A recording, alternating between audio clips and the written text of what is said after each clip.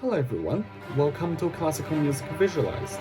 I love classical music and instrumental music in general. In this channel, I will share my own interpretations of musical pieces and explain why I fell in love with them. Before we get into the music, I think it's interesting to talk about the form in which Vivaldi wrote this piece. Concerto is a form of composition that involves a solo instrument accompanied by an orchestra. There are many types of concertos, such as piano concerto, organ concerto, and violin concerto, which is the type of four seasons. You can listen for how the composer brilliantly balances the orchestra and the soloist.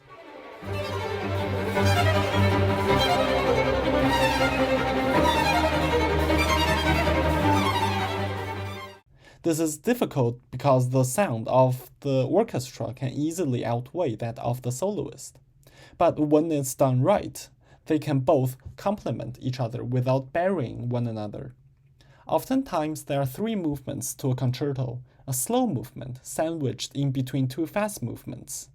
This is the last movement of summer, and presto means fast. Vivaldi also pioneered the writing of program musics. In contrast to pure music or abstract music, which does not base itself on concrete things, program music aimed to depict a piece of literature, a scene, or drama as literally as possible using the instruments. He published 4 beautiful sonnets accompanying his 4 seasons.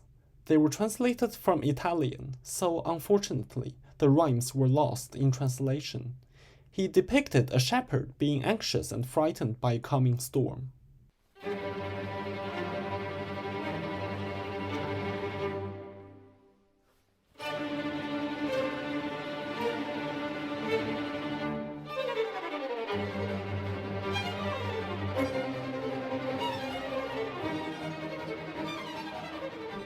While this is the literal scene that Vivaldi aimed to convey, this piece made me feel something deeper and more personal.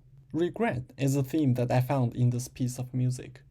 Wondering how things could have been is one of the humanity's eternal questions. Perhaps it was a love denied, or maybe it was a hard choice that resulted in sad outcomes. The roaring thunder that the orchestra mimics symbolizes the sudden realization of what could have been.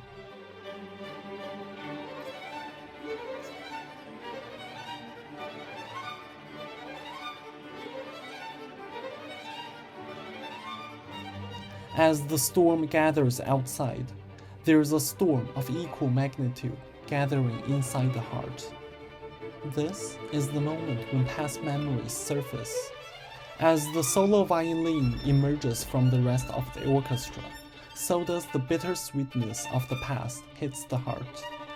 They are like thousands of sharp knives trying to infiltrate the all-too-thick shells made of rocks that we picked up in the months, seasons, or years after the incident.